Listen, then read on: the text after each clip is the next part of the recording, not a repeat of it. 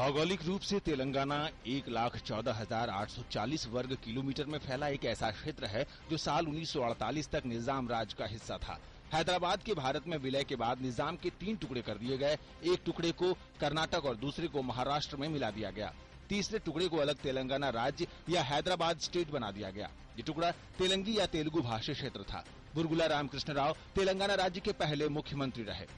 साल 1953 नेहरू सरकार ने राज्यों के पुनर्गठन के लिए फजल अली कमीशन बनाया, जिसने तेलंगाना को एक अलग राज्य बनाए रखने की सिफारिश की थी। लेकिन आंध्र क्षेत्र के नेताओं का दबाव था कि तमाम तेलुगु भाषी लोगों के लिए आंध्र, रायलसीमा और तेलंगाना को मिलाकर एक ही राज्य बनाया जाए।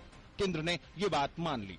साल 1956 तीनों क्षेत्रों को मिलाकर आंध्र प्रदेश राज्य बनने के बाद तेलंगाना राज्य 1 नवंबर 1956 को खत्म हो गया। मगर तेलंगाना के लोग कभी अपने इस विलय को स्वीकार नहीं कर पाए।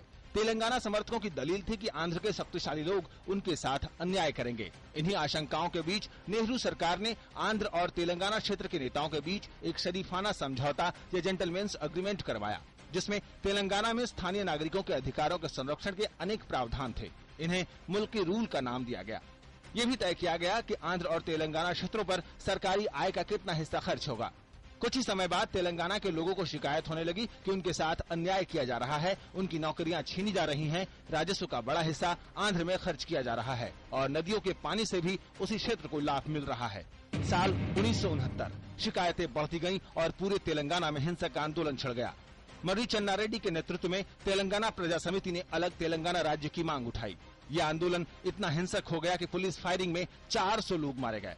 इनमें अधिकतर छात्र और युवा थे। दूसरी ओर आंध्र में भी जय आंध्र आंदोलन छिड़ गया। वहाँ भी कुछ लोग अलग आंध्र राज्य की मांग करने लगे।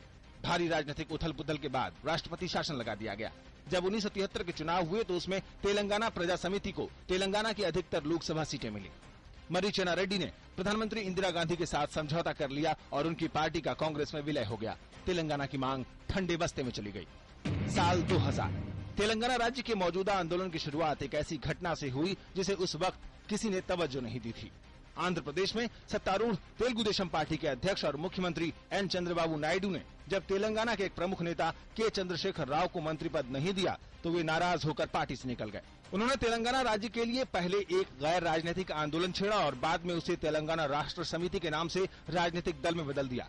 आहिस्ता आहिस्ता तेलंगाना का मुद्दा आंध्र प्रदेश की राजनीति का केंद्र बिंदु बन गया।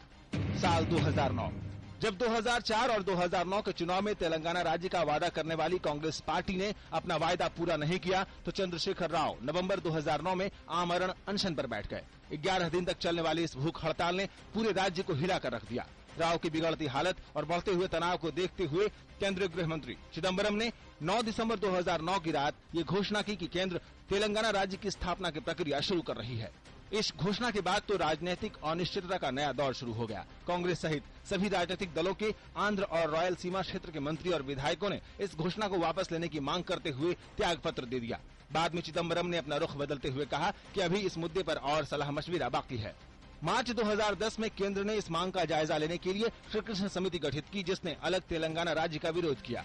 साल 2010 से 2012 तेलंगाना की मांग को लेकर सभी राजनीतिक दल टूट फूट का शिकार हुए। कई विधायक तेलुगु देशम और कांग्रेस छोड़कर टीआरएस में शामिल हो गए।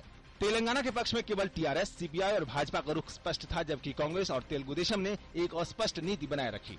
मई 2013 कांग्रेस को एक और धक्का लगा जब तेलंगाना के 2 सांसदों मंदा जगन्नाथ और जी विवेक ने कांग्रेस नेतृत्व के तेलंगाना विरोधी रुख के खिलाफ पार्टी से त्याग पत्र दे दिया। इसी क्रम में पार्टी के एक और वरिष्ठ नेता केशव राव ने भी त्याग पत्र दिया। तीनों नेता टीआरएस में शामिल हो गए।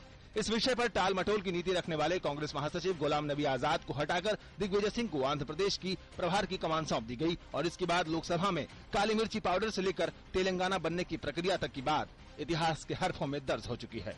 Manjeet Thakur, DD news.